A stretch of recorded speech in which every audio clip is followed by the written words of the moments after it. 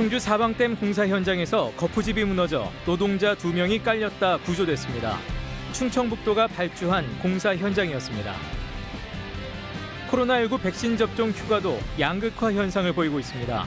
최대 사흘을 주는 대기업과 달리 중소기업에는 그림의 떡입니다.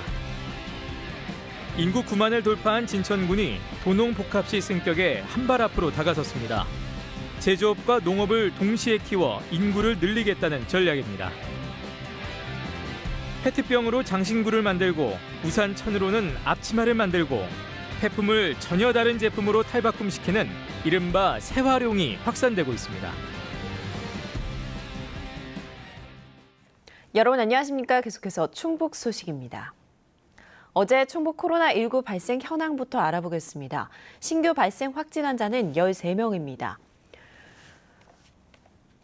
지역별로는 청주 15명입니다. 지역별로는 청주 11명, 충주 1명, 진천 3명이 확진됐습니다. 충북 누적 환자는 3,194명, 누적 사망은 69명입니다.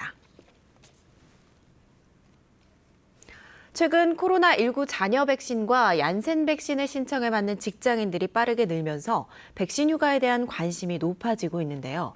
하지만 백신 휴가마저 양극화를 보이고 있습니다. 허지희 기자가 보도합니다.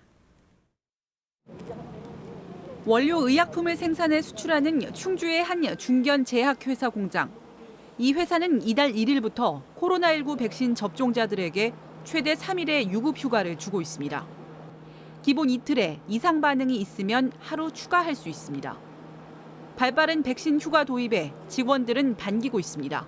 평균 연령이 31세로 비교적 젊은 데다 최근 얀센 백신 접종 예약자가 많아졌기 때문입니다. 휴가 신청자는 벌써 전체 인원의 10%인 30명에 육박했습니다. 접종하게 되면은 부작용이 있어서 업무 복귀에 좀 부담이 있었습니다. 근데 회사에서 백신 휴가 제도로 도입해 줌으로써 충분한 휴식을 취했고 빠르게 일상생활로 복귀할 수 있었습니다. 특히 교대 근무자들이 본인 휴일에 접종할 경우 해당 일은 일 통상 임금을 지급하도록 했는데 방역 수칙을 따른 직원들의 노력을 형평성 있게 보상하기 위해서입니다.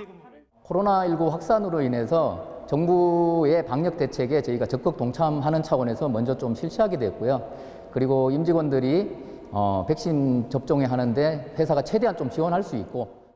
백신 휴가는 도내에선 SK하이닉스, LG그룹 등 대기업과 금융, 유통업계, 대학, 공공기관을 중심으로 하루에서 최대 3일까지 주고 있습니다. 하지만 99%가 제조업인 도내 중소기업 특성상 인력 부족으로 대부분이 백신 휴가를 도입하지 못하고 있습니다. 법에서 보장하고 있는 연차 휴가조차도 제대로 노동자들이 사용하지 못하고 있는 실정입니다. 이런 상황에서 개인 연차 휴가를 백신 휴가로 대체하는 것은 상당히 불합리해 보이고요. 사업장에서 별도의 백신 휴가를 최소 하루 이상은 보장해 주는. 백신 접종률을 높이기 위해 정부가 사업주에게 백신 휴가비를 지원할 수 있도록 하는 내용의 법안은 2달 넘게 계류하다 국회 상임위 문턱을 넘은 상태. 휴가 비용, 지급 범위 등은 대통령령으로 정하도록 했는데 기획재정부는 과도한 입법이라며 반대하고 있습니다. 국민 상당수가 직장과 가정 등에서 방역 수칙 준수와 백신 접종으로 모두의 안전을 지키는 데 노력하고 있지만 그 노력에 대한 보상은 현실에선 차이를 보이고 있습니다. MBC 뉴스 허재입니다. 경기도 평택의 한 공사 현장에서 매몰 사고로 50대 노동자가 숨진 지 이틀 만에 또다시 비슷한 사고가 났습니다. 충주의 한 사방댐 건설 현장에서 거푸집이 무너지면서 작업자 2명이 매몰된 건데요. 1시간 반 만에 모두 구조됐지만 끝내 작업자 1명은 숨졌습니다. 이지현 기자입니다. 충주의 한 사방댐 건설 현장입니다. 어제 오전 11시 반쯤 노동자 2명이 매몰되는 사고가 났습니다. 거푸집 바깥 발판을 딛고 콘크리트 타설 작업을 하던 중에 거푸집이 쓰러진 겁니다. 당시 위에서 레미콘을 붓고 있었는데 그 무게를 미처 이기지 못하고 무너진 것으로 추정됩니다. 사고가 났을 때 현장에 있던 노동자는 4명. 2명은 다행히 몸을 피했지만 64살 A씨와 55살 B씨 등 2명은 거푸집 안쪽으로 넘어지면서 레미콘 더미에 깔렸습니다. 쉽게 말하면 이렇게 중량 모습 무너지니까 안으로 떨어진 거죠. 앵커 작업이나 이런 건 다 마무리됐던 거예요? 다 됐으니까 이제 저희가 이제 타설 작업을 할 때를 한 건데. 출동한 119 구조대가 사고 1시간 반 만에 2명 모두 빼냈는데 심정지 상태로 구조된 B 씨는 병원에서 호흡과 맥박을 회복했지만 6시간 30여 분 만에 끝내 숨졌습니다. 경찰과 고용노동부는 현장 소장과 노동자 등을 불러 안전수칙 준수 여부를 조사하고 있습니다. 공사 관계자들 상대로 사고 격리하고 거푸집에 문제는 없는지 콘크리트 타설 시 안전수칙 위반 여부를 면밀히 조사할 예정입니다. 사고가 난 사방댐은 충청북도가 발주해 지난 3월부터 공사를 시작했고 시공자는 현장에 있던 노동자는 용역직이 아닌 소속 직원이라고 설명했습니다. MBC 뉴스 이지연입니다. 충북에서 여야 대권주자들과 관련된 모임이 잇따라 조직되고 있습니다. 더불어민주당 대권주자인 이재명 경기지사를 정책적으로 지원하는 충북 정책포럼 청명은 어제 청주에서 창립대회를 열고 기본과 공정, 존중, 국민 자존의 리더십을 구현하기 위한 연구와 활동을 전개하겠다고 밝혔습니다. 이 지사는 축사를 보내 충북과 대한민국의 미래를 위해 대안을 만들어달라고 당부했습니다. 당내 경쟁자인 이낙연 민주당 전 대표의 지지 모임인 신복지 충북포럼도 지난달 27일 창립총회를 열고 본격적인 활동에 들어갔고 야권 대선 주자로 분류되는 윤석열 전 검찰총장을 국민 후보로 추대하자는 충북 모임도 오늘 청주에서 기자회견을 열어 공식 출범을 알릴 계획입니다. 다음 달 자치경찰제 전면 시행을 앞두고 충북자치경찰위원회가 시군 치안 현장을 방문해 의견을 수렴합니다.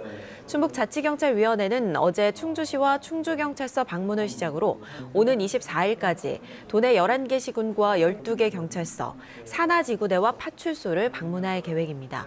위원회는 이번 방문을 통해 생활안전과 여성, 청소년, 교통 분야에서 지자체와 경찰의 협업체계 구성을 논의하고 바람직한 자치경찰 추진 방향에 대한 의견도 수렴합니다. 최근 인구 9만 명을 넘겨 시승격을 노리고 있는 진천군이 농업 경쟁력 강화에 총력을 쏟고 있습니다. 도농복합지자체로 제조업 유치뿐 아니라 또 한 축인 농업도 키워야 지속적인 인구 증가도 가능하다는 판단입니다. 신병관 기자입니다. 진천의 농촌 들녘, 일부 논에 가공용 품종이 심겨져 있습니다. 지역에 들어선 대기업 공장이 간편식으로 만들 쌀을 사들이기 때문입니다. 올해만 380농가가 600헥타르를 계약 재배하고 있습니다. 크게 풍년이 든다고 하더라도 그 판로에 대해서 문제는 없어서 농민들 입장에서는 그래도 한숨 돋는 거 아닌가. 원격 제어가 되는 하우스에서는 딸기가 자라고 있습니다. 화훼 농사를 일찌감치 시작한 진천에서는 하우스를 이용한 새로운 소득 작물 개발과 하우스 자동화의 예산을 집중 지원해 왔습니다. 자동화는 젊은 농부들을 지역으로 끌어들이는 원동력도 되고 있습니다. 지금 젊은 사람들은 이제 아무래도 지금 농촌이 고령화에 이제 일할 분들도 많이 부족하고 하다 보니까 점점 이제 스마트팜 농업으로다가 좀 가려고 그러는 추세는 있어요. 아쿠아포닉스 등 새로운 형태의 스마트팜이 속속 들어서고 하우스 자동화 시스템을 수출하는 시도들도 진천에서 이뤄지고 있습니다. 진천의 농가당 지역 내 총 생산은 2018년 기준 5,269만 원. 도내에서 가장 높고 전국 군 단위로도 7번째에 이르고 있습니다. 최근 인구 9만 명을 넘겨 시승격의 기반을 다질 수 있게 된 데는 제조업 유치와 함께 농업 경쟁력도 높였기에 가능하다고 진천군은 분석하고 있습니다.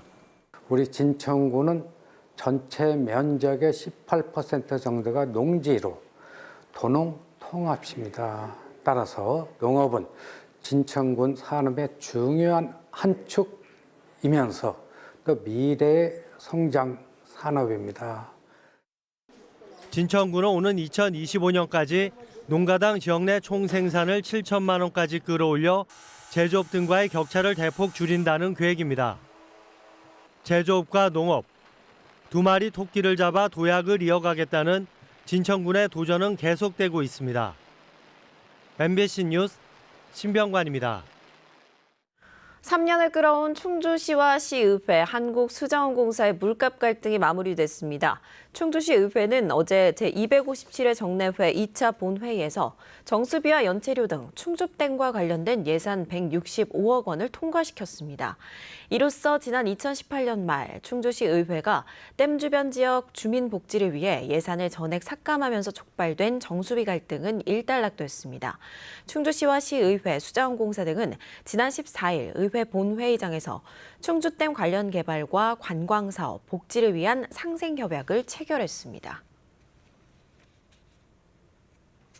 음성과 진천의 폐기물 처리 수수료가 다음 달 1일부터 오릅니다.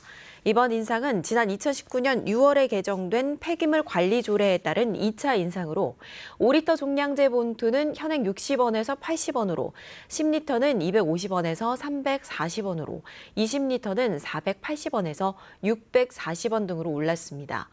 환경미화원의 사고 예방을 위해 100리터 봉투는 공급을 중단하고 대신 75리터 종량제 봉투를 만들어 2,310원에 보급합니다. 대형 폐기물 수수료는 침대와 피아노, 장롱 등 일부 품목에서 처리 가격이 오를 예정입니다. 코로나19로 비대면 소비가 늘면서 충북에서도 일회용품 폐기물 발생량이 크게 늘어 처리에도 어려움을 겪고 있는데요. 단순히 재활용을 넘어 재활용하려는 움직임이 일고 있습니다. 김영일 기자입니다. 버려진 우산에서 천만 따로 분리합니다. 세탁 과정을 거친 우산천은 필요한 만큼 잘라 다리미질과 바느질 작업을 합니다. 여러 번 손길을 거친 우산천은 마침내 앞치마로 다시 태어났습니다. 평범해 보이는 가방과 보냉백, 반려동물 우이도 방수 기능이 있는 우산천으로 만들었습니다. 우산을 많이 쓰지만 고장도 잘 나고요. 우리가 우산을 왜 쓸까요? 방수가 되잖아요. 그래서 저는 주부다 보니까 방수가 되는 게 좋겠다. 버려진 페트병을 자르면 수납함은 물론 비싸 보이는 각종 장신구와 미니 액자 같은 다양한 소품도 만들 수 있습니다. 재활용품을 새롭게 디자인해 전혀 다른 제품으로 탈바꿈시키는 이른바 재활용입니다. 페트병은 어디서나 구할 수 있는 재료고, 그리고 열을 가하면 정말 이렇게 반짝거린다거나 그 변형이 쉽게 되기 때문에 다양한 작품을 만들어낼 수가 있어요. 맥주캔과 페트병 뚜껑, 입다 버린 청바지처럼 쓸모없어 보이는 물건도 재활용 제품 소재입니다. 버려지는 쓰레기로만 생각했었는데 새로운 장식품이 될 수도 있고 유용한 어떤 물건이 될 수도 있고 가방이 될 수도 있고 그런 것에 대해서 저는 굉장히 좀 감동을 많이 했습니다. 코로나19 확산이 본격화된 지난해 버려진 재활용 가능 폐기물은 충북에서만 하루 평균 1,525톤, 1년 전보다 무려 9% 넘게 증가했습니다. 환경의 중요성에 대한 인식이 높아지면서 재활용 제품에 대한 관심도 늘고 있습니다. 코로나19의 그 산물인 이 쓰레기를 좀 더 가치 있게 만들까 이런 고민을 하면서 재활용과 연관을 시킨 거죠. 그래서 쓸모없는 일회용품을 가지고 아름다운 것들을 만들기도 하고 좀 더 쓸모 있게. 더 이상 쓸모없어져 버려진 물건에 새 숨을 불어넣는 재활용. 환경을 생각하고 제품의 가치까지 한 단계 높이는 일석삼조의 역할을 톡톡히 하고 있습니다. MBC 뉴스 김영일입니다. 사람을 본떠 만든 성인용품, 이른바 리얼돌 체험방이라며 영업을 하는 시설이 곳곳에 생겨나면서 논란이 이어지고 있습니다. 청주의 한 오피스텔에 리얼돌 체험방을 차려놓고 영업을 하던 업주가 적발됐습니다. 이채연 기자입니다. 청주의 한 오피스텔. 경찰과 구청 합동 단속반이 들이닥쳤습니다. 겉보기엔 멀쩡한 집인데 돈을 내면 사람을 본떠 만든 성인 인형 리얼돌을 사용할 수 있는 체험방입니다. 20제곱미터 남짓한 방 안 침대에는 나체 상태의 여성 인형이 놓여 있습니다. 추가로 돈을 내면 고글을 끼고 성인용 영상물을 관람할 수 있는 VR 체험기까지 있습니다. 안에 그 야동이라고 일명 야동이라고 하는 동영상이 6개가 들어있어요. 저걸 머리에 쓰고 본인이 이제 실행을 해서 영상을 시청하는 방법으로. 업주는 지난해 9월부터 청주 지역 오피스텔 3곳을 임대한 뒤 버젓이 영업을 해왔습니다. 청소년이 출입할 수 없는 곳이지만 체험방을 예약할 때는 성인 인증 절차도 없었습니다. 리얼돌 체험방은 위락시설로 분류돼 이런 오피스텔에는 들어올 수가 없지만 사람들의 시선을 피해 숨어들었습니다. 업주는 억울하다는 입장입니다. 의자에서 그렇게 하라고 했어요. 상가나 이 로드 작업을 해도 되는데 그렇게 하게 되면 비용이 굉장히 많이 들어간다는 거죠. 오늘 알게 됐죠. 알았더라고는 선택하지 않았을 텐데. 경찰은 이 업주를 청소년 보호법 위반 등의 혐의로 불구속 입건했습니다. 그 안에서 이루어지는 야동을 틀어준다거나 또 용도 변경을 하지 않은 이런 사항이 있을 때 저희가 이제 단속을 하고 있습니다. 경찰은 이런 유사 성행위 영업이 사회적 문제로 부상함에 따라 단속을 강화하기로 했습니다. MBC 뉴스 이채연입니다. 충북도민들이 다양한 재난 상황을 체험하면서 대처 능력을 키울 수 있도록 설계된 충북안전체험관이 준공돼 시범 운영에 들어갔습니다. 충청북도 소방본부는 사업비 120억 원을 들여 9,700제곱미터 부지에 지진안전, 생활안전, 어린이안전, 화재 체험시설, 온라인 교육장 등 5개 체험장 20개 체험시설을 준공했습니다. 2층 화재 안전 체험장에는 불이 거꾸로 나오는 열 역화, 비상구 찾기 등 충북 안전 체험관만의 특화 프로그램이 마련됐습니다. 소방본부는 다음 달 2일까지 자체 시연, 시설 안정화 단계, 외부 체험단 참여 등을 거쳐 시범 운영하고 오는 7월 6일 정식 개관하기로 했습니다. 코로나 사태로 헌혈이 급감한 가운데 청주에서는 지자체 차원의 헌혈 포상제 도입이 추진되고 있습니다. 청주시 의회 김기동 의원은 최근 1년 반 동안 이어진 코로나 사태로 혈액 수급에 심각한 불균형이 나타났다며 청주시가 10,000원 상당의 온누리 상품권을 지급해 헌혈을 유도하도록 하는 내용의 청주시 헌혈 장례 조례 일부 개정안을 입법 예고했습니다. 김 의원은 최근 헌혈 추이를 고려할 때 연간 2천만 원 정도의 추가 예산이 들 것으로 비용을 추계했습니다.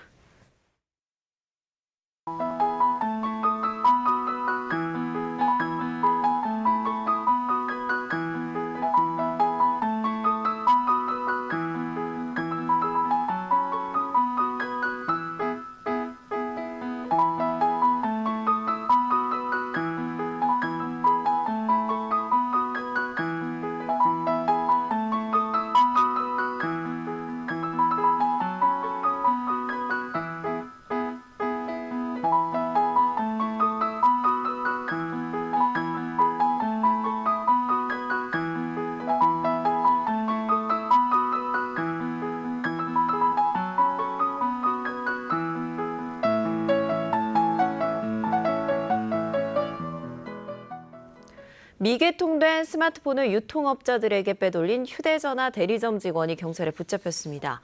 청주 흥덕경찰서는 지난 2014년부터 지난해까지 청주의 한 휴대전화 대리점에서 재고관리 직원으로 일하면서 53억 원 상당의 스마트폰 5천여 대를 유통업자들에게 몰래 팔아넘긴 30대를 횡령 혐의로 구속했다고 밝혔습니다. 대리점 측은 지난해 8월 재고 물량이 전산장부와 크게 차이나는 점을 수상히 여겨 경찰에 수사를 의뢰했습니다. 경찰은 이 남성에게 스마트폰을 사들인 업자 2명도 작물 취급 혐의로 조사하고 있습니다. 코로나19 이후 비대면 시장이 급속도로 성장하면서 지역 무형문화재 장인들도 온라인 채널을 통한 실시간 판매에 나서고 있습니다. 충청북도 무형문화재 야장 전수교육 조교 유동열 장인은 어제 오전 포털 사이트에서 운영하는 라이브 쇼핑을 통해 모종삽과 호미 등을 판매했습니다. 충북문화재연구원은 지역 문화유산에 대한 관심을 유도하고 무형문화재 전승자들의 판로 확대를 위해 이번 사업을 지원했다고 밝혔습니다. 충청북도가 올해 노인 일자리 창출 계획을 내놨습니다. 올해 제공되는 노인 일자리는 3240개로 급식과 스쿨존 교통 지원 등 공익활동 일자리가 2720개로 가장 많았습니다. 건강한 노인이 취약한 노인의 안부를 살피는 9988 행복도우미 사업으로 6,050개 일자리가 생기고 안전사고 예방교육 같은 사회서비스형과 시니어클럽 매장 운영 등 시장형 사업단 운영으로 2,780개 일자리를 제공합니다. 올해 일자리 사업 참여 노인들에게 지급되는 급여는 총 1,000억여 원에 이릅니다.